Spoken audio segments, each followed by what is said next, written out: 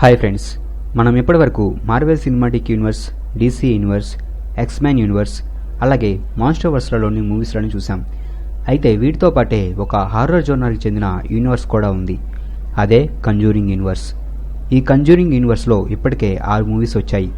The conjuring, the conjuring 2, Annabelle creation, the nun, the curse of weeping women. ఈ movies అన్నీ కూడా ఈ conjuring యూనివర్స్కి చెందినవే. అలాగే ఇంకొన్ని రోజుల్లోనే ఈ యూనివర్స్కే చెందిన యానబెల్ కమ్స్ హోమ్ మూవీ కూడా రాబోతుంది. అలాగే ఫ్యూచర్లో ఈ కంజూరింగ్ యూనివర్స్లో మరికొన్ని మూవీస్ కూడా రాబోతున్నాయి. ఇవాళ ఈ వీడియోలో ఈ కంజూరింగ్ యూనివర్స్ టైమ్ లైన్ని చూద్దాం. అలాగే నేను ఇంతకుముందు Marvel cinematic universe time line గురించి, మాన్స్టర్వర్స్ టైమ్ లైన్ గురించి ఎక్స్ప్లెయిన్ చేశాను. ఆ వీడియో లింక్స్ కింద డిస్క్రిప్షన్లో ఉన్నాయి. ముందుగా మీరు ఇంకా మా ఛానల్ని సబ్స్క్రైబ్ చేసుకున్నట్లయితే ప్లీజ్ మా ఛానల్ని సబ్స్క్రైబ్ చేసుకోండి. అలాగే మా వీడియోస్ నోటిఫికేషన్ రూపంలో మీకు ఎప్పటికప్పుడు అప్డేట్స్గా రావాలంటే పక్కనున్న బెల్ ఐకాన్ని క్లిక్ చేయండి. క్రీస్తు శకం 1100వ సంవత్సరంలో సెయింట్ కార్టాకి చెందిన ఒక సామంతరాజు తన దగ్గరున్న అధిక ధనంతో ఒక పెద్ద కోటని నిర్మిస్తాడు. అలాగే అతను మంత్ర విద్యలలో ఆరితేరినవాడు. నరకం నుంచి వ్యాలెక్ అనే ఒక డేమన్ని అతను బయటకు తీసుకొని రావాలని అనుకుంటాడు. దాంతో అతను ఒక క్షుద్ర పూజని ప్రారంభిస్తాడు. దానిలో భాగంగా ఆ పూజ కోసం 5గురిని బలిస్తాడు. ఆ తర్వాత అతను వ్యాలెక్ని నరకం నుంచి బయటకు తీసుకొచ్చే ద్వారాన్ని తెరుస్తాడు. అప్పుడు వ్యాలెక్ ఆ ద్వారం గుండా బయటకు వస్తున్న క్రమంలో వాటికన్ సిటీకి సంబంధించిన క్రూసైడర్స్ అక్కడికి వచ్చి ఆ క్షుద్ర పూజని అడ్డుకొని ఆ సామంతరాజుని బంధిస్తారు. అలాగే తెరవబడ్డ ఆ నరకపు ద్వారాన్ని యేసుక్రీస్తు యొక్క రక్తపు బొట్టుతో మూసివేస్తారు. ఆ తర్వాత చర్చివారు ఆ కోటని ఆక్రమించుకొని దానిని ఒక దేవాలయంగా మార్చి దాంట్లో పూజలు చేస్తూ ఉంటారు. 1673లో మెక్సికోలో లా లోరనా అనే ఆమె తన 2 కొడుకుల్ని దారుణంగా చంపేసి ఆమె కూడా వారితో పాటే కలవడానికి అక్కడే ఆత్మహత్య చేసుకుంటుంది. కానీ ఆమె ఒక ప్రేతాత్మగా మారి పిల్లల్ని కిడ్నాప్ చేసి చంపుతూ ఉంటుంది. 1863లో బాత్షెబా అనే ఒక మంత్రగత్తె ఒక ధనవంతుని పెళ్లి చేసుకుని ఒక పిల్లాడికి జన్మనిస్తుంది. అయితే ఆమె మంత్రగత్తె అవటం, అలాగే ఆమె శాతాన్ని పూజించడం వలన ఆమె తన బిడ్డని శాతానికి బలిచ్చి తాను కూడా ఆమె ఉంటున్న ఇంటి బయటున్న చెట్టుకి ఊరేసుకొని చనిపోతుంది. దాంతో ఆమె ప్రేతాత్మగా మారి ఆ ప్రదేశానికి, ఆ ఇంటికి వచ్చిన వాళ్ళని ఆవహించి చంపేస్తూ ఉంటుంది.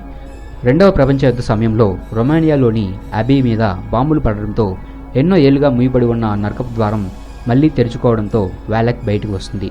అయితే ఆ డేమన్ ఎవరిని హాని చేయకుండా ఉండడానికి ఆ చర్చిలోని నన్స్ నిరంతరంగా ఆపకుండా పూజలు చేస్తూ ఉంటారు. వ్యాలెక్ నన్ రూపంలో ఆ చర్చిలోనే తిరుగుతూ ఉంటుంది.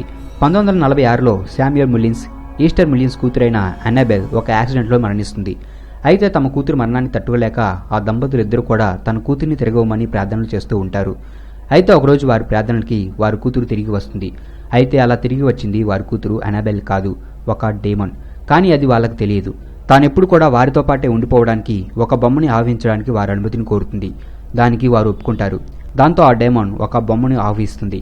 అయితే ఆ తర్వాత వారికి అర్థమవుతుంది వారి కూతురు రూపంలో వచ్చింది ఒక డేమన్ అని. దాంతో ఈస్టర్ ఆ డెమోన్ని అక్కడి నుంచి తరిమి కొట్టాలని ప్రయత్నిస్తుంది. కానీ అది చాలా పవర్ఫుల్ అవడం వలన ఈస్టర్ ప్రయత్నం విఫలమవుతుంది. అలాగే ఆమెను ఆ డెమోన్ గాయపరుస్తుంది. దాంతో వారు కొంతమంది ఫాదర్స్ని పిలిచి ఆ డెమోన్ ఆవహించిన బొమ్మను ఒక గదిలోని క్లోజెట్లో ఉంచి బైబిల్లో ఉన్న పేజెస్ని చింపి క్లోజెట్ మొత్తం అంటిస్తారు. దాంతో ఆ డెమోన్ ఆ బొమ్మలో అక్కడే బందీగా ఉండిపోతుంది. ఆ తర్వాత 1952లో రొమానియాలోని చర్చిలోని 2 నన్స్ వ్యాలెక్ని తిరిగి నరకానికి పంపడానికి ప్రయత్నిస్తారు. అయితే అది విఫలం అవడమే కాదు, వారిద్దరిలోని ఒక నన్ని ఆ వ్యాలెక్ చంపేస్తుంది. ఇంకో నన్ ఆత్మహత్య చేసుకుంటుంది. ఆ అబీకి దగ్గరలో ఉన్న విలేజ్లో ఉండే ఫ్రెంచి అనే అతను ఆమె మృతదేహాన్ని చూసి దానిని అక్కడి నుంచి తీసుకొని ఒక రూమ్లో ఉంచి వెళ్ళిపోతాడు. అలాగే అక్కడ జరిగిన దాని గురించి వాటికన్లో ఉండే ప్రీస్ట్లకు తెలియజేస్తాడు. అసలు అక్కడ ఏం జరిగిందో తెలుసుకోవడానికి వాటికన్ సిటీలోని ప్రీస్ట్స్ ఫాదర్ బర్క్ని, అలాగే అతను తోడుగా సిస్టర్ ఐరీన్ని పంపిస్తారు. వారిద్దరు కూడా ఆ చర్చికి దగ్గరలో ఉన్న విలేజ్ని చేరుకుంటారు. అక్కడ వారు ఫ్రెంచిని కలుసుకొని అతన్ని ఆ అబీక్ గురించి అడుగుతారు. దానికి అతను ఈ విలేజ్లో ఉన్నవారు దాని గురించి మాట్లాడడానికి ఇష్టపడరు, అలాగే అక్కడికి వెళ్లడం ప్రమాదకరమని చెప్తాడు. అయినా కూడా వారిద్దరూ అక్కడికి వెళ్లాలని అనుకుంటారు. దాంతో ఫ్రెంచి వారిద్దరిని అబీకి తీసుకుని వెళ్తాడు. అక్కడికి చేరుకున్న వారు ఆత్మహత్య చేసుకున్న ఆ నన్ మృతదేహాన్ని చూస్తారు. ఆ నన్ చేతిలో వారికి ఒక కీ దొరుకుతుంది. ఆ తర్వాత వారు ఆ అబీలోని ఒక నన్ని కలుసుకుంటారు. ఆమె వారిద్దరిని కూడా అక్కడే ఉండమంటుంది. అలాగే అక్కడ ఉన్న వారికి చాలా విచిత్రమైన అలాగే భయంకరమైన సంఘటనలు జరుగుతాయి. సిస్టర్ ఐరిన్ ఆ చర్చిలోని కొంతమంది సిస్టర్ని కలుసుకుంటుంది. సిస్టర్ ఓవానా అనే ఆమె ద్వారా ఆ అబీ గురించి అసలు రహస్యాన్ని తెలుసుకుంటుంది ఐరిన్. ఆ తర్వాత వ్యాలెక్ని ఆపడానికి ఆ చర్చిలోని సిస్టర్స్ అందరూ కలిసి ప్రార్థనలు చేస్తారు. ఐరిన్ కూడా వారితో పాటు ప్రార్థనలో పాల్గొంటుంది. వారందరూ కలిసి ప్రార్థనలు చేస్తూ ఉండడంతో వ్యాలెక్ వారి మీద అటాక్ చేస్తుంది. ఆ టైంలోనే అక్కడికి ఫాదర్ బక్, ఫ్రెంచి వస్తారు. వారు ఐరిన్ని ఏం చేస్తున్నామని అడగగా ఇక్కడ నేను మిగతా సిస్టర్స్తో కలిసి ప్రార్థన చేస్తున్నానని, వ్యాలెక్ మా మీద దాడి చేసిందని చెప్తుంది. దానికి ఫాదర్ బక్ ఇక్కడెవరు లేరు అని చెప్తాడు. అప్పటి వరకు ఐరిన్తో ఉన్న వాళ్ళందరూ కూడా కనపడరు. అప్పుడే ఆమెకు అర్థమవుతుంది ఈ అబ్బీలో ఉన్న సిస్టర్స్ అందరూ కూడా ఎప్పుడో చనిపోయారని. అలాగే ఆమెతో ఇప్పటివరకు మాట్లాడింది వారి ఆత్మలని. దాంతో వారు ఎలాగైనా వ్యాలెక్ని తిరిగి నరకానికి పంపాలని అనుకుంటారు. చనిపోయిన నన్ దగ్గర నుంచి దొరికిన కీతో ఆ ప్రదేశంలోనే రహస్యంగా దాచబడిన యేసుక్రీస్తు యొక్క బ్లడ్ని ఉన్న ప్రదేశాన్ని వారు తెరుస్తారు. దాని సహాయంతో వ్యాలెక్ని ఓడిస్తారు. అయితే ఆమె అంతం అవ్వకముందు వ్యాలెక్కి ఫ్రెంచి పట్టుబడతాడు. అప్పుడు వ్యాలెక్ ఆమెలోని కొంత భాగాన్ని ఫ్రెంచిలోకి పంపిస్తుంది. దాంతో వ్యాలెక్ మళ్లీ తిరిగి వస్తుంది. 1958 అన్నాబెల్ చనిపోయిన 12 సంవత్సరాల తర్వాత శామ్యుయల్ ఉంటున్న ఇంటిలో ఉండడానికి కొంతమంది అనాథ ఆడపిల్లలు అక్కడికి వస్తారు. వారితో పాటే నన్నైన సిస్టర్ చార్లెట్ కూడా వస్తుంది. వారిలో జెన్నిస్ అనే అమ్మాయికి పోలియో ఉంటుంది. అలాగే లిండా అనే అమ్మాయి జెన్నిస్కి చాలా బెస్ట్ ఫ్రెండ్. అక్కడికి వచ్చిన వారందరికీ శామ్యుల్ వారు ఉండబోతున్న ఇంటిని చూపిస్తాడు. జెన్నిస్ ఒక రూమ్లోకి వెళ్ళడానికి ట్రై చేస్తుండగా అది లాక్ చేసి ఉందని, ఆ గదిలోకి ఎవరు వెళ్ళకూడదని చెప్తాడు. అయితే జెన్నిస్ మాత్రం అతని మాటలు వినకుండా అందరు నిద్రపోయినప్పుడు ఆ రూమ్లోకి వెళ్ళాలని చూస్తుంది. అప్పటి వరకు లాక్ చేస్తున్న ఆ రూమ్ తెరుచుకోవడంతో జెన్నిస్ ఆ గదిలోకి వెళ్తుంది. ఆ గదిలోకి వెళ్ళిన జెన్నిస్ ఆ రూమ్లోని క్లాజెట్ని ఓపెన్ చేస్తుంది. దాంట్లోనే ఇంతకుముందు శామ్యుల్ ఆ డెమాన్ని బంధించి ఉంచేది. జెన్నిస్ ఆ క్లోజెట్ డోర్ తీయడంతో ఆ డెమాన్ మళ్లీ విడుదలవుతుంది. ఆ తర్వాత అది జెన్నిస్ని ఆవహిస్తుంది. అయితే జెన్నిస్ ప్రవర్తనలో మార్పుని గమనిస్తుంది లిండా. దానికి లిండా చాలా బాధపడుతుంది. ఆమెను అలా ఉండడం చూసిన శామ్యుయల్ ఏమైందని అడగగా దానికి లిండా చనిపోయిన మీ కూతుర్ని జెన్నిస్ చూసిందని, అలాగే ఆమె లాక్ చేయబడిన రూమ్లోకి వెళ్లి అక్కడి నుంచి ఒక బొమ్మను తీసుకుని వచ్చిందని చెప్తుంది. దాంతో శామ్యుయల్ ఆ బొమ్మ దగ్గరికి ఎవరు వెళ్ళకూడదని గట్టిగా చెప్తాడు. ఆ బొమ్మ గురించి జెన్నిస్ని అడుగుదామని ఆమె దగ్గరికి వెళ్తాడు శామ్యుయల్. అయితే అప్పటికే ఆ డీమన్ జెన్నిస్ని ఆవహించిందని తెలుసుకుంటాడు. దాంతో ఆ డేమన్ని ఆపాలని ప్రయత్నిస్తాడు. కానీ అది చాలా పవర్ఫుల్ అవడం వలన అతను ఓడిపోతాడు. అలాగే ఆ డేమన్ అతన్ని చంపేస్తుంది. దాంతో లిండా శామ్యుల్ని చంపింది ఆ బొమ్మే అని, అలాగే అది జెన్నిస్ని కూడా బాధ పెడుతుందని భావించి ఆ బొమ్మను జెన్నిస్ దగ్గర నుంచి దూరంగా తీసుకుని వెళ్లి ఒక బావిలో పడేస్తుంది. అయితే ఆ డేమన్ లిండాను కూడా బావిలో పడేయాలని చూస్తుంది. అయితే అక్కడే ఉన్న సిస్టర్ చార్లెట్ ఆమెను కాపాడుతుంది. దాంతో ఆ బొమ్మ గురించి, అలాగే అసలు అక్కడ ఏం జరిగిందో దాని గురించి ఈస్టర్ని అడుగుతుంది చార్లెట్. దాంతో ఆమె జరిగిందంతా చార్లెట్కి చెప్తుంది. ఆ తర్వాత జెన్నిస్లో ఉన్న ఆ డేమన్ ఈస్టర్ని చాలా దారుణంగా చంపేస్తుంది. ఆ తర్వాత వారుంటున్న పక్కింటిలోనే జాన్, మియా అనే దంపతులు ఉంటారు. మియా ప్రెగ్నెంట్తో ఉండడం వలన జాన్ మియాకి ఒక బొమ్మని గిఫ్ట్గా ఇస్తాడు.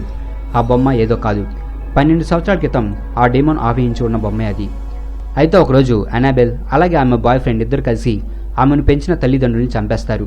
ఆ తర్వాత వారు మియా ఉంటున్న ఇంటికి వచ్చి ఆమెను కూడా చంపాలని చూస్తారు. అయితే ఆ టైంలో ఆమె భర్త అయిన జాన్ అక్కడ ఉండడంతో వారిని ఆపడానికి ట్రై చేస్తాడు. ఆ టైంలో అక్కడికి వచ్చిన పోలీసులు జాన్ మీద అటాక్ చేస్తున్న అనాబెల్ బాయ్ ఫ్రెండ్ని గన్తో కాల్చి చంపేస్తారు. అయితే అనాబెల్ ఒక రూమ్లోకి వెళ్లి తలుపు వేసుకుని జాన్ మియాకి ఇచ్చిన బొమ్మని చేతిలో పట్టుకుని ఆత్మహత్య చేసుకుంటుంది. దాంతో ఆమెలోని డేమన్ తిరిగి ఆ బొమ్మలోకి వెళ్తుంది. ఆ తర్వాత వారు ఉంటున్న ఇంట్లో చాలా అన్యాచురల్ థింగ్స్ జరుగుతూ ఉంటాయి. అయితే కొద్ది రోజులకి మియా ఒక పాపకి జన్మనిస్తుంది. దాంతో వారు ఇప్పుడు ఉంటున్న ఇంటిని వదిలి వేరే హౌస్కి వెళ్ళిపోతారు. అయితే ఆ ఇంట్లో కూడా మియాకి చాలా భయంకరమైన సంఘటనలు ఎదురవుతాయి. అయితే ఆమె ఆ తర్వాత అనాబెల్ గురించి, ఆమె కళ్ళు గ్రూప్ గురించి, అలాగే వారు శుద్ర పూజలతో డేమన్ని సమ్మన్ చేయాలని చూశారని తెలుసుకుంటుంది. మియా ఒకరోజు ఎవెలిన్ అనే ఆమెను కలుసుకొని ఆ డేమన్ ఆమె సోల్ కోసం వచ్చిందని తెలుసుకుంటుంది. ఆ తర్వాత ఫాదర్ పెరేజ్ వారు ఇంట్లో ఉన్న డాల్ మీద అనుమానంతో దాని మీద ఎక్సర్సిజం చేయడానికి తీసుకుని వెళ్తాడు. అయితే ఆ డేమన్ అతని మీద అటాక్ చేస్తుంది. మియా పాపని డేమన్ మాయం చేసి నీ కూతురిని కాపాడాలనుకుంటే నాకు నీ సోల్ ఇవ్వమని కోరుతుంది. దాంతో చేసేది లేక ఆమె పాపను బ్రతికించడం కోసం ఆ డీమన్కి తన సోల్ ఇవ్వడానికి ఆమె ఆత్మహత్య చేసుకోవాలని ప్రయత్నిస్తుంది. అయితే అదే టైంలో అక్కడికి వచ్చిన జాన్, ఎవెలిన్ ఆమెను ఆపుతారు. అలాగే మియాకి బదులుగా ఎవెలిన్ ఆ డేమన్కి ఆ సోల్ని ఇస్తుంది. దాంతో అనాబెల్ అలాగే డేమన్ ఇద్దరు కూడా వెళ్ళిపోతారు. ఆ డాల్ ఒక పాన్ షాప్లో ఉంటుంది. దానిని ఒక ఆమె తన కూతురైన డెబ్బీకి గిఫ్ట్గా ఇవ్వాలని ఆ బొమ్మను కొంటుంది. అలాగే ఆ బొమ్మను డెబ్బీకి గిఫ్ట్గా ఇస్తుంది. అయితే కొన్ని రోజులకే డెబ్బీకి తెలుస్తుంది ఆ బొమ్మ పొజెస్ చేయబడిందని. అయితే ఆ ఆత్మ వారి స్నేహాన్ని కోరుకుంటుందని చెప్పడంతో వారు దానిని వారితో పాటే ఉంచుకుంటారు. అయితే ఆ బొమ్మ చాలా ప్రమాదకరమైనదని వారు కొన్ని రోజులకే తెలుసుకుంటారు. దాంతో డెబ్బీ డెమోనాలజిస్ట్, గోస్ట్ హంటర్స్ అయిన ఎడ్ అండ్ లోరీలను పిలుస్తుంది. వారు పొసెస్ చేయబడిన ఆ బొమ్మను తీసుకొని వారు ఇప్పటివరకు ఓడించిన డెమాన్స్, స్పిరిట్స్కి సంబంధించిన వస్తువులను భద్రపరిచే రూమ్లో ఆ బొమ్మను సీల్ చేసి ఉంచుతారు. 1971లో హెడ్, లోరీలు ఒక ఎక్సర్సిజంలో పాల్గొంటారు. వాళ్ళు ఆ ఎక్సర్సిజం చేసేది ఎవరి మీదో కాదు. 20 ఏళ్ల క్రితం రొమానియాలోని అబీలో వ్యాలెక్ తన డెమాన్ పవర్స్ని ఫ్రెంచ్ అనే అతనిలోకి పంపిస్తుంది. అతనిలోని ఆ డెమాన్ని తరిమి కొట్టడానికి వారు ఇప్పుడు ప్రయత్నిస్తుంటారు. ఆ ప్రాసెస్లో ఫ్రెంచి లోరైన్ పట్టుకుంటాడు. దాంతో ఆమె ఒక విజన్ చూస్తుంది. ఆ విజన్లో ఆమెకు ఎడ్ చనిపోతున్నట్టుగా కనిపిస్తాడు. ఆ సంఘటనతో లొరైన్ కొన్ని రోజుల పాటు బయటికి రాకుండా ఉంటుంది. కొన్ని నెలల తర్వాత 1863లో మంత్రగత్తె అయిన బాత్షెబా మరణించిన ఇంటిలోకి ఒక ఫ్యామిలీ వస్తుంది. వారు ఆ ఇంటికి వచ్చిన కొన్ని రోజుల్లోనే అక్కడ జరుగుతున్న విచిత్రమైన సంఘటనలతో వారికి అర్థమవుతుంది వారి ఇంట్లో ఈవిల్ స్పిరిట్ ఉందని. దాంతో వారు ఎడ్, లోరీలను సాయం కోరతారు. వారు అక్కడికి వచ్చి ఆ ప్రాంతానంతా పరిశీలిస్తుంటారు. అప్పుడే లోరీ బయట ఉన్న చెట్టుకి ఉరేసుకున్న ఒక ఈవిల్ స్పిరిట్ ని చూస్తుంది. అయితే అక్కడ సూపర్ న్యాచురల్ థింగ్స్ జరుగుతున్నాయని చర్చికి ప్రూవ్ చేసిన తర్వాతే ఆ ప్రదేశాన్ని ఎక్సర్సైజ్ చేయడానికి కుదురుతుందని వాళ్ళు చెప్తారు. దాంతో ఎడ్ అలాగే అతని టీం ఆ ఇంట్లో కొన్ని కెమెరాలను పెడతారు. అలాగే ఆ ఆత్మ కదలికలను తెలుసుకోవడానికి కొన్ని ట్రాప్స్ని కూడా అమర్చుతారు. చివరికి ఆ ఇంట్లో ఈవిల్ స్పిరిట్ ఉందని చర్చికి ప్రూవ్ చేస్తారు. ఆ తర్వాత వారు ఉంటున్న ఇంటిని వదిలి ఒక మోటల్కి వెళ్తారు. అయితే అప్పటికే ఆ ఈవిల్ స్పిరిట్ క్యారోలిన్లోకి ప్రవేశిస్తుంది. క్యారోలిన్ ఆమె 2 కూతుళ్లను తీసుకొని తిరిగి వారి ఇంటికి తీసుకుని వెళ్లి వారిని చంపడానికి ప్రయత్నిస్తుండగా అక్కడికి ఎడ్, లోరీ, రోజర్లు వచ్చి ఆమెను ఆపుతారు. అలాగే ఆమెను ఆ ఇంటి నుంచి బయటకు తీసుకురావడానికి ప్రయత్నిస్తుండగా ఆమె శరీరం కాలిపోతుంది. దాంతో వారికి అర్థమవుతుంది బాత్షెబా క్యారోలిన్ని ఆ హౌస్ నుంచి వెళ్ళనీయకుండా ఆపుతుందని. చేసేది లేక ఎడ్ ఆమెను ఎక్సర్సైజ్ చేయడానికి ట్రై చేస్తాడు. చివరికి బాత్షెబా పేరు తెలుసుకొని ఆమె పేరు పలకడం అలాగే లోరీ క్యారోలిన్కి తన ఫ్యామిలీని గుర్తుకు వచ్చేలాగా చేయడంతో బాత్షెబా ఆమెలో నుంచి బయటకు వచ్చేస్తుంది. దాంతో ఆ ఈవిల్ స్పిరిట్ నరకానికి వెళ్ళిపోతుంది.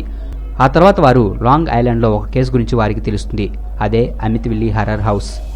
1973 లాస్ ఏంజల్స్లో అన్న అనే ఒక ఆమె తన 2 పిల్లలతో ఉంటుంది. ఆమె ఒక సోషల్ వర్కర్. ఒకరోజు తన ఫ్రెండ్ అయిన ప్యాట్రిషియా అల్వరాజ్ తన పిల్లల్ని అబ్యూస్ చేస్తుందని తెలుసుకొని ఆ కేసు మీద ఆమె ఇంటికి వెళ్తుంది. అక్కడ అన్న అల్వరాజ్ పిల్లల్ని లాక్ చేయబడిన ఒక చిన్న రూమ్లో చూస్తుంది. ఆ గది డోర్ మీద చాలా సింబల్స్ ఉంటాయి. అయితే ఆ డోర్ని తెరవద్దని అన్నాకి చెప్తుంది అల్వరాజ్. కానీ అన్న వినకుండా ఆ డోర్ని ఓపెన్ చేస్తుంది. ఆ గదిలో నుంచి అల్వరాజ్ పిల్లల్ని బయటకు తీసుకొని వస్తుంది. ఆ రోజు వారిద్దరిని ఒక హోటల్లో ఉంచి అన్న ఆమె ఇంటికి తిరిగి వెళ్ళిపోతుంది. అయితే ఆ రోజు రాత్రే ఆ పిల్లలిద్దరు కూడా చనిపోతారు. ఆ పిల్లలు ఎలా చనిపోయారో తెలుసుకోవడానికి ఆ సంఘటన జరిగిన ప్రదేశానికి వెళ్తుంది అన్న.